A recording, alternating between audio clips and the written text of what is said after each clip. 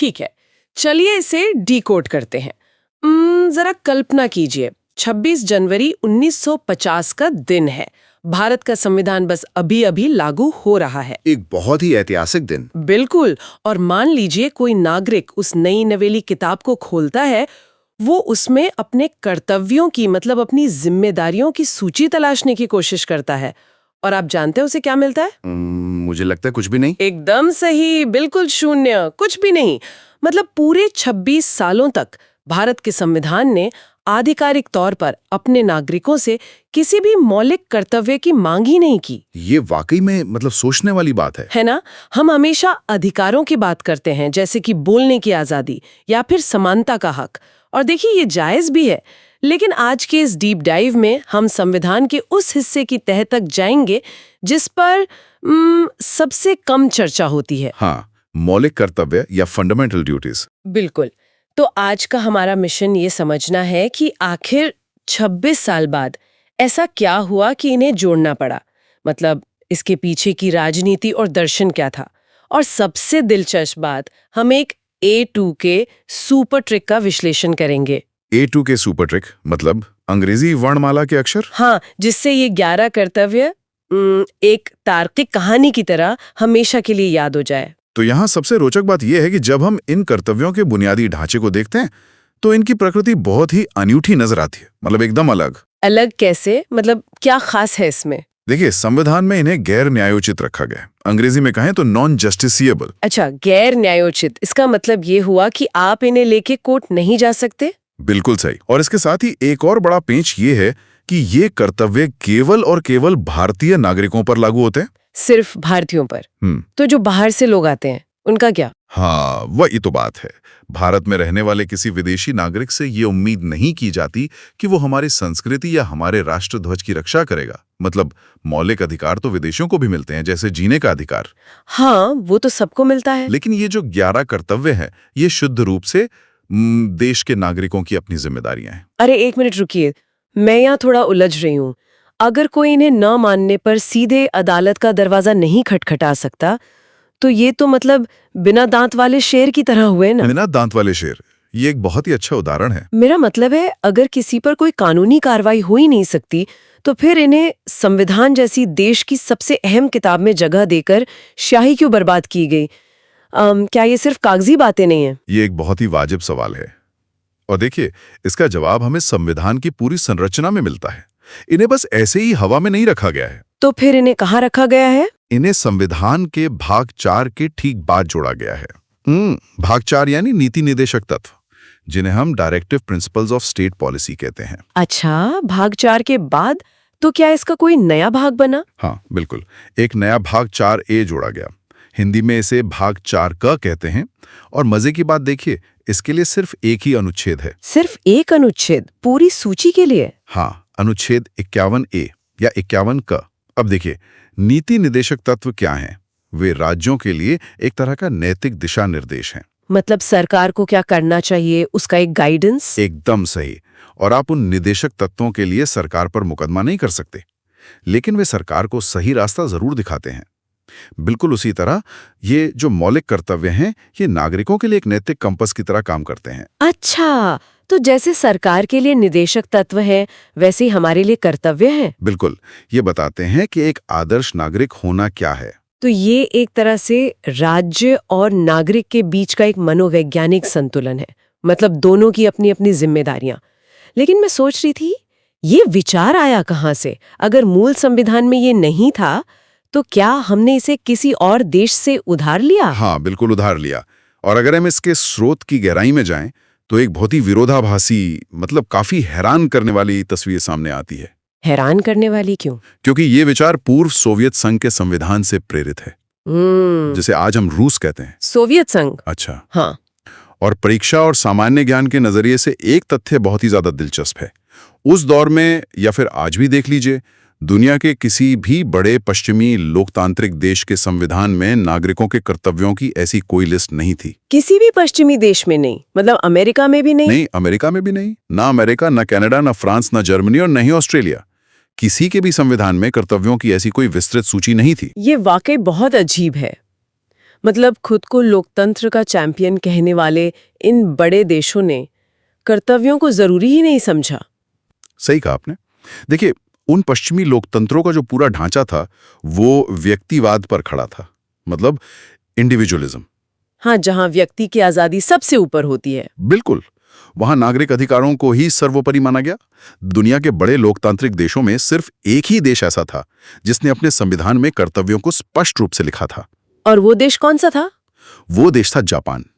सिर्फ जापान इकलौता ऐसा लोकतांत्रिक देश था जहां ये लिखे गए थे। अच्छा, सिर्फ जापान। और सोवियत संघ का क्या नजरिया था? दूसरी तरफ सोवियत संघ जैसे समाजवादी देशों की विचारधारा एकदम अलग थी।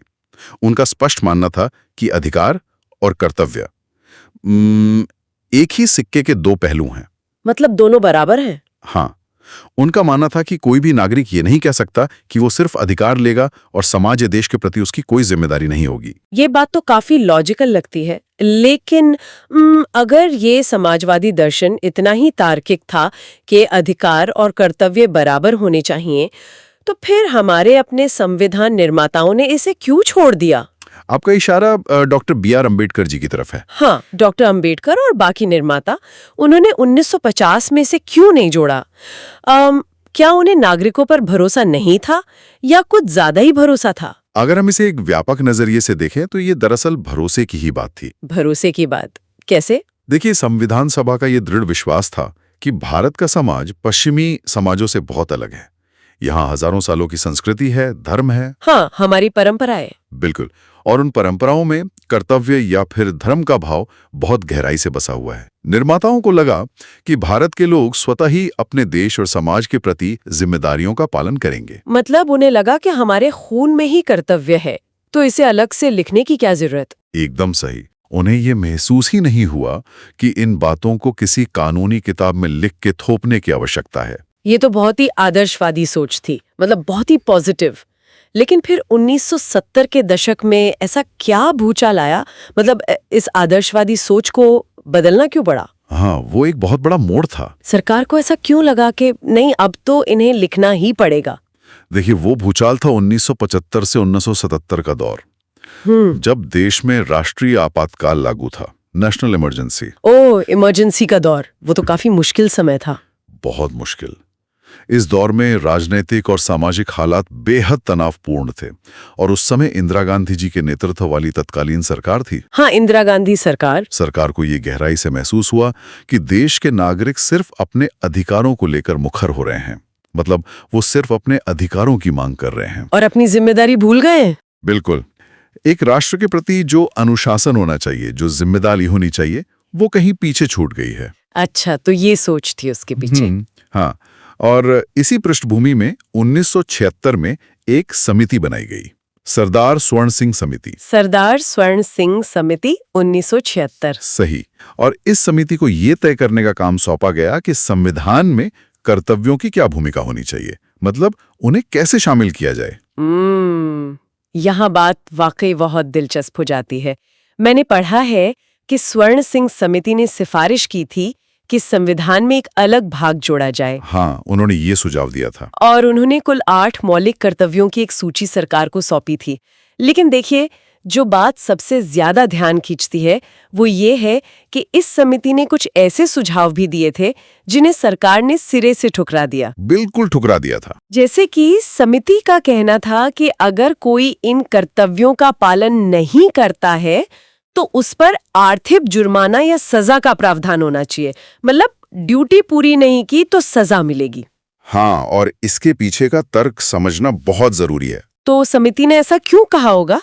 देखिए, अगर कोई कर्तव्य गैर न्यायोचित है, जिसके लिए कोर्ट नहीं जा सकते, तो लोग उसे गंभीरता से क्यों लेंगे? हाँ, लोग तो हल्के में ले लेंगे। स्वर्ण सिंह समिति यही सोच रही थी कि बिना किसी डर के इनका कोई मतलब नहीं है, इसलिए उन्होंने सजा की बात कही। लेकिन सरकार ने इसे मान लिया? नहीं, तत्कालीन सरकार ने इसे ठुकरा दिया। क्यों ठुकराया?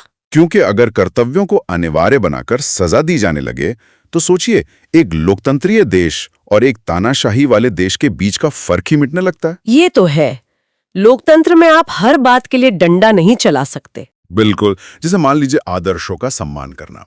अब ये तो एक भावना है ना, इसे अदालत में कैसे मापा जाएगा? कोई कैसे साबित करेगा कि मैं दिल से सम्मान कर रहा हूं या नहीं? हाँ, ये बहुत ही तार्किक बात है। मतलब भावनाओं को कानून के तराजू पर नहीं तौला जा सकता।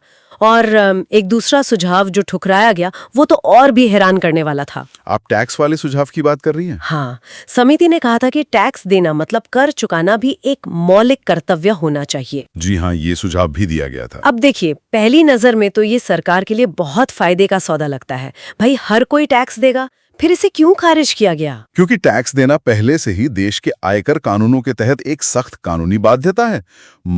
इसके लिए पहले से ही कड़े कानून है। अच्छा, तो इसे दोबारा लिखने की जरूरत नहीं थी? बिल्कुल, इसे संविधान के दार्शनिक हिस्से में यानी मौलिक कर्तव्यों में जोड़ने से बेवजह की संवैधानिक जटिलताएं पैदा हो सकती थी। मतलब कंफ्यूजन बढ़ जाता। हाँ, तो सरकार ने इन सख्त और विवादित सुझावों को किनारे किया और अंततः 42वें संविधान संशोधन अधिनियम 1976 के जरिए संविधान में भाग 4A जोड़ दिया। 42वां संविधान संशोधन, जिसे मिनी संविधान भी कहते हैं ना? एकदम सही, इसे मिनी संविधान भी कहा जाता है।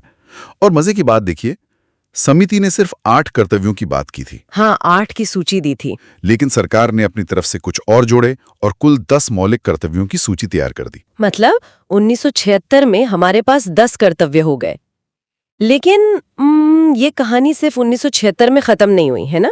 आगे चलकर ये सवाल फिर उठा कि क्या ये कर्तव्य सिर्फ शोभा की वस्तु है? बिल्कुल, ये सवाल तो उठना ही था।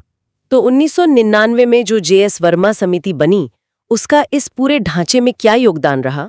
देखिए, वर्मा समिति का काम बहुत ही व्यवहारिक था।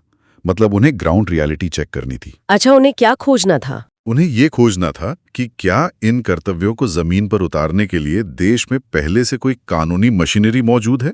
और उनकी रिपोर्ट में क्या निकला? उनकी रिपोर्ट ने वाकई आंखें खोलने वाला काम किया। उन्होंने बताया कि भले ही ये कर्तव्य सीधे तौर पर न्यायोचित न हो, मतलब आप सीधा ड्यूटी ना मानने पर कोर्ट न जा सकें। हाँ, जो हमने पहले बात की थी। लेकिन इन्हें लागू करने के लिए देश में पहले से ही कई सख्त कानून सक्रिय हैं। अच्छा, ऐसे कौन से कानून हैं? उदाहरण के लिए राष्ट्रगान या तिरंगे का अपमान करना। इसके लिए राष्ट्रीय गौरव अपमान निवारण अधिनियम 1971 मौजूद है। राष्ट्रीय गौरव अपमान निवारण अधिनियम 1971। तो इसके तहत क्या होता है? इसके तहत आपको जेल हो सकती है। अरे बाप रे। हाँ, इसी तरह पर्यावरण की रक्षा करना एक कर्तव्य है ना? हाँ, बिल्कुल है। तो उसे वन्य जीव संरक्षण अधिनियम 1972 ताकत देता है। इसके तहत जानवरों का शिकार करने पर कड़ी सजा है। मैं समझ रही हूँ। मतलब कर्तव्य का उल्लंघन सीधे तौर पर अपराध नहीं है, लेकिन उस कर्तव्य से जुड़ा हुआ कोई ना कोई विशेष कानून जरूर मौजूद है जो आपको कटघरे में खड़ा कर सकता है। एकदम सटीक, आपने बिल्कुल सही जोड़ा इसे। और फिर 2002 में एक और बदलाव हुआ, अटल बिहारी वाजपेयी जी की सरकार के दौरान। हाँ, 86वां संविधान संशोधन। बिल्कुल, 86वां संशोधन, जिसमें 11वां मौलिक कर्तव्य जोड़ा गया और वो बच्चों की शिक्षा से जुड़ा हुआ था। तो अगर हम सफर देखें, 1950 में 0, 1976 में 10 और 2002 में 11। बिल्कुल सटीक। अब ऐतिहासिक सफर तो साफ है, लेकिन एक सवाल उठता है। क्या? ये जो 11 अलग-अलग बिंदु हैं, क्या इनके पीछे कोई तार्किक क्रम है या ये बस ऐसे ही बेतरतीब तरीके से लिख दिए गए हैं? हाँ, तो इस सब का क्या मतलब है? इतने सारे कर्तव्य, इन्हें याद कैसे रखा जाए? यही तो सबसे बड़ा सवाल है। तो देखिए, शोधकर्ताओं ने इसे समझने के लिए एक बहुत ही शानदार सुपर ट्रिक निकाली है, जिसे A to K मेथड कहा जाता है। A to K मेथड, ये काफी रोचक लगता है। लेकिन मैं बता दूं कि ये कोई आधिकारिक सरकारी तरीका नहीं है, ये बस याद रखने का एक नुस्खा है। इसमें अंग्रेजी वर्णमाला के A से लेकर K तक के अक्षरों का इस्तेमाल किया जाता है। अच्छा, ताकि इन 11 कर्तव्यों की मूल भावना को दिमाग में बैठाया जा सके। बिल्कुल। अगर हम इन 11 कर्तव्यों को अलग अलग हिस्सों में बांटकर देखें, तो ये सिर्फ एक बोरिंग सूची नहीं लगती, बल्कि ये राष्ट्र निर्माण की एक कहानी लगती है। तो चलिए इस कहानी के पहले हिस्से को डिकोड करते हैं, जो सीधे तौर पर राष्ट्रवाद और बुनियाद से जुड़ा है, पैट्रियोटिज्म एंड नेशनल फाउंडेशन। तो इसमें कौन कौन से अक्षर आएंगे? इसमें पहले 4 अक्षर आते हैं, A, B, C और D। ठीक है, तो A से शुरू करते हैं। अक्षर A का सीधा जुड़ाव है एंथम यानी राष्ट्रगान और राष्ट्रध्वज से। A फॉर एंथम, याद रखना आसान है। अनुच्छेद 51A का भाग A ये साफ करता है कि हर नागरिक का ये बुनियादी कर्तव्य है कि वो संविधान का पालन करें। और उसके आदर्शों का सम्मान करें। बिल्कुल, संस्थाओं, तिरंगे और राष्ट्रगान का सम्मान करें। और देखिए, ये सिर्फ 15 अगस्त को झंडा फहराने तक सीमित नहीं है। तो और क्या आता है इसमें? जैसे जब सिनेमा हॉल में राष्ट्रगान बजता है तो उस सम्मान में सावधान खड़े होना, वो इसी ए का हिस्सा है। या फिर झंडे का अपमान न होने देना। और अगर हम तिरंगे का सम्मान कर रहे हैं तो उन लोगों का सम्मान भी लाजमी है जिन्होंने हमें ये आजादी दिलाई है ना? एकदम सही। और यहीं से जुड़ता है हमारा दूसरा अक्षर, बी फॉर बापू या भगत सिंह। हाँ, ये कर्तव्य स्वतंत्रता संग्राम के उच्च आदर्शों को दिल में संजोने की बात करता है। बापू और भगत सिंह के आदर्श। लेकिन अब सवाल ये है कि आज के दौर में इसे कैसे जिया जाए? हम तो आजाद हो चुके हैं। देखिए, इसका सीधा सा अर्थ ये है कि जब भी समाज में कोई संकट आए तो नागरिक ये सोचें कि अगर आज भगत सिंह, गांधी जी या सुभाष चंद्र बोस होते तो वे क्या करते। मतलब उनके नजरिए से सोचना। हाँ, उनके बलिदान को याद रखना, उनके अहिंसा और देश प्रेम के आदर्शों को अपने रोजमर्रा के फैसलों में शामिल करना, यही इस कर्तव्य का पालन है। बहुत खूब। अब इसके बाद आता है अक्षर सी यानी कंप्लीट यूनिटी, मतलब पूर्ण एकता। जी हाँ, ये कर्तव्य भारत की संप्रभुता, जिसे सॉवरेनिटी कहते हैं, और एकता तथा अखंडता की रक्षा करने की जिम्मेदारी तय करता है। एकता और अखंडता। अगर हम आज के डिजिटल युग के संदर्भ में इसे देखें तो इसका अर्थ बहुत गहरा हो जाता है। डिजिटल युग में कैसे? आप क्या सोच रही हैं? देखिए, ये बहुत अहम बिंदु है। आजकल सोशल मीडिया पर कुछ भी बिना सोचे समझे शेयर कर दिया जाता है। हाँ, फॉरवर्ड करने की तो जैसे होड़ मची रहती है। बिल्कुल। अब मान लीजिए अगर कोई पोस्ट देश के किसी हिस्से को अलग करने की बात करती है या दो समुदायों के बीच दंगा भड़काने की कोशिश करती है, जो कि बहुत आम बात हो गई है आजकल। हाँ, और अगर कोई नागरिक ऐसी पोस्ट को फॉरवर्ड कर रहा है तो वो सीधे तौर पर इस कंप्लीट यूनिटी वाले सी कर्तव्य का उल्लंघन कर रहा है। बहुत सही उदाहरण दिया आपने। मतलब हम सब एक हैं की भावना सिर्फ एक नारा नहीं है। बिल्कुल नहीं, ये हमारी संवैधानिक जिम्मेदारी है। सही कहा। और देखिए, जब देश पूरी तरह से भीतर से एक होगा तभी तो वो अपनी रक्षा कर पाएगा ना। हाँ, तभी देश मजबूत होगा। और यही बात हमें अक्षर डी पर ले जाती है। डी माने डिफेंस, यानी रक्षा। बिल्कुल। ये कर्तव्य कहता है कि देश की रक्षा करें और जब भी आह्वान किया जाए राष्ट्र की सेवा करें। राष्ट्र सेवा, इसका कोई उदाहरण देंगे? जैसे मान लीजिए देश पर कोई बड़ा भारी संकट आ जाए, युद्ध जैसी स्थिति हो जाए। हाँ, भगवान ना करे ऐसा हो, लेकिन अगर हो जाए तो? हाँ, और सेना को मदद की जरूरत हो, चाहे वो रसद पहुंचाना हो या फिर घायलों के लिए खूनदान करना हो, तो एक नागरिक के तौर पर हमें क्या करना चाहिए? एक नागरिक के तौर पर बिना डरे सेना की मदद के लिए आगे आना, यही इस डी अक्षर का यानी डिफेंस का पालन करना है। अच्छा, तो ये तो बात हो गई देश की बाहरी सीमाओं और बुनियाद की, लेकिन देश के भीतर जो समाज बसता है उसकी क्या स्थिति है? ये एक बहुत ही महत्वपूर्ण पहलू है। यहाँ से हमारी ट्रिक का दूसरा हिस्सा शुरू होता है, जो सामाजिक समरसता और वैज्ञानिक सोच यानी सोशल हार्मनी एंड प्रोग्रेस पर केंद्रित है। तो इसमें कौन से अक्षर आते हैं? इसमें ई, एच और आई अक्षर बहुत महत्वपूर्ण हैं। तो सबसे पहले बात करते हैं ई की। ई से इक्वालिटी और एम्पावरमेंट यानी समानता। देखिए, ये जो अनुच्छेद 51A का भाग ई है, ये बहुत ही शक्तिशाली है। ऐसा क्यों? इसमें क्या खास है? क्योंकि ये न सिर्फ सभी धर्मों, भाषाओं और वर्गों के बीच भाईचारे की बात करता है, बल्कि ये एक बहुत ही स्पष्ट निर्देश भी देता है। क्या निर्देश? ये कहता है कि ऐसी प्रथाओं का त्याग करें जो स्त्रियों के सम्मान के विरुद्ध हैं। ओह, ये तो बहुत बड़ी बात है ना? ये एक सीधा प्रहार है उन घटिया सामाजिक सोचों पर जो महिलाओं को कमतर आंकती हैं। ये एक बहुत बड़ा स्टेटमेंट है। इसका मतलब है कि कन्या भ्रूण हत्या, दहेज प्रथा या महिलाओं के प्रति किसी भी तरह की घरेलू हिंसा का विरोध करना। बिल्कुल, ये सब इसी में आता है। तो ये सिर्फ एक सामाजिक अभियान या एनजीओ का काम नहीं है, बल्कि ये हर भारतीय नागरिक का संवैधानिक कर्तव्य है। एकदम सही।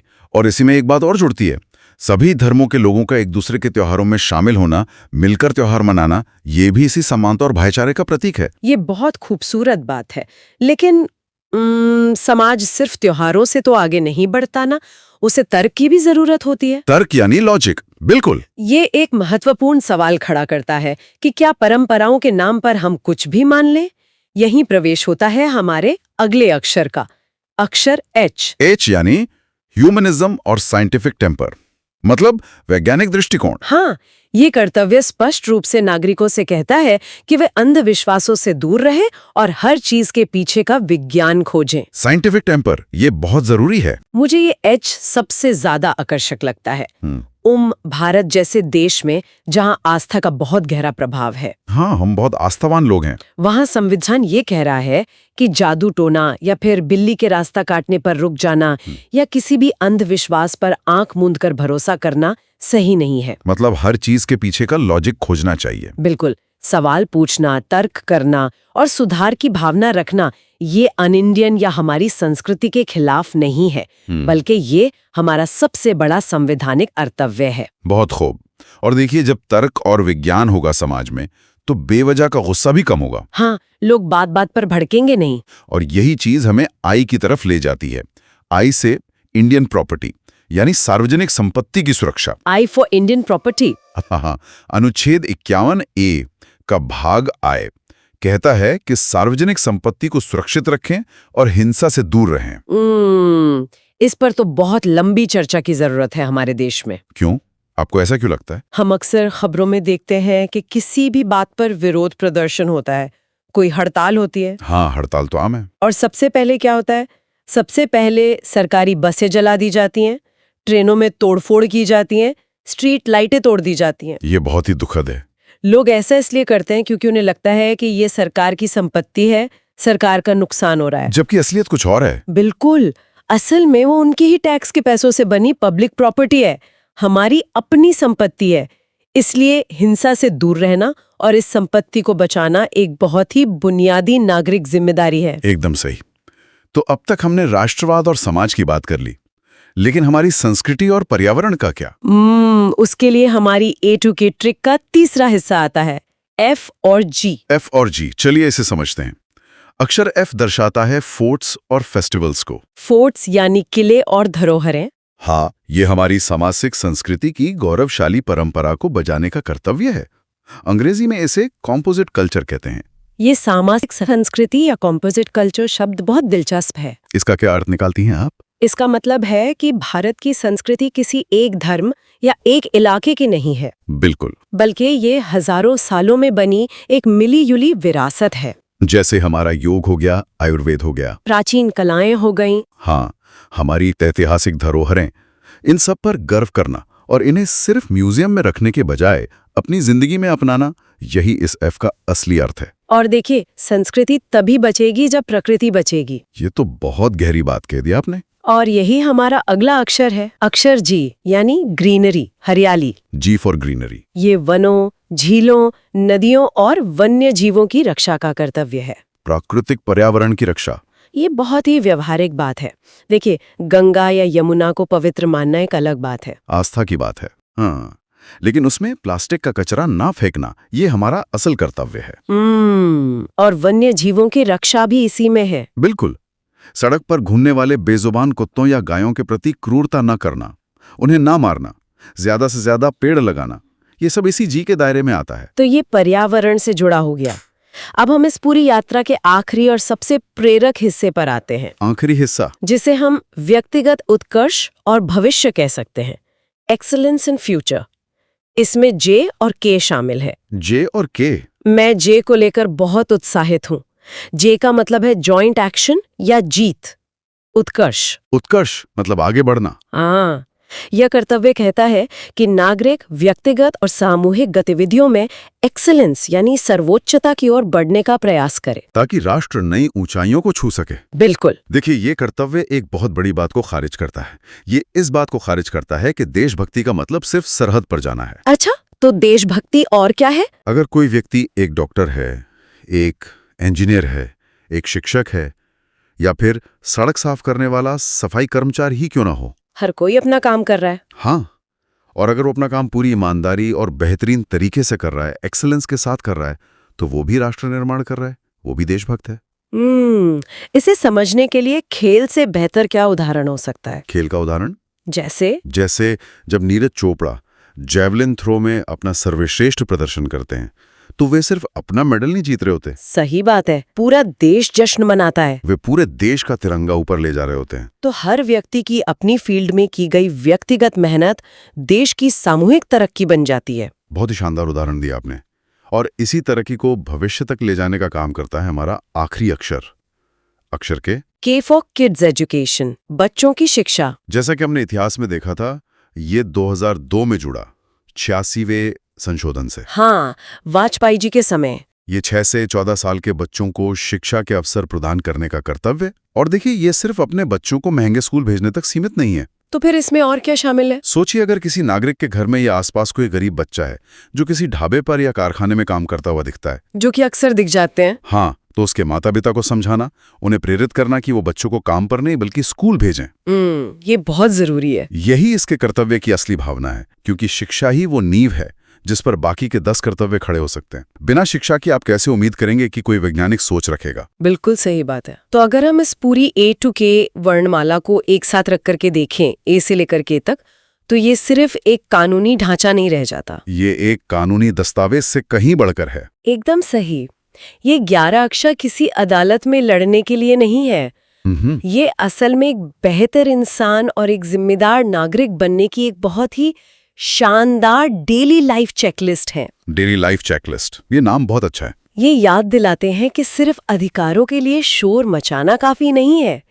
देश का निर्माण कोई लेन देन या ट्रांजैक्शन नहीं है। हाँ, कि मैंने टैक्स दिया तो मुझे ये मिलना चाहिए। बिल्कुल, बल्कि यह राज्य और नागरिक के बीच की एक साझेदारी है, एक पार्टनरशिप है। और इस पूरी चर्चा का अंत मैं एक ऐसे विचार के साथ करना चाहूंगा जिस पर श्रोताओं को बहुत गहराई से सोचने की जरूरत है। ऐसा क्या विचार है? जरा कल्पना कीजिए, अगर हमारे देश के सभी नागरिक संविधान की इस पूरी किताब को छोड़ दें। पूरी किताब को छोड़ दें? मतलब सिर्फ एक पल के लिए, और सिर्फ इन 11 में से 2 कर्तव्यों का ही पूरी निष्ठा से पालन करने लगे। सिर्फ 2 कर्तव्यों का? कौन से 2? पहला, कर्तव्य जे, यानी अपने चुने हुए हर काम में पूरी ईमानदारी से एक्सेलेंस की ओर बढ़ना।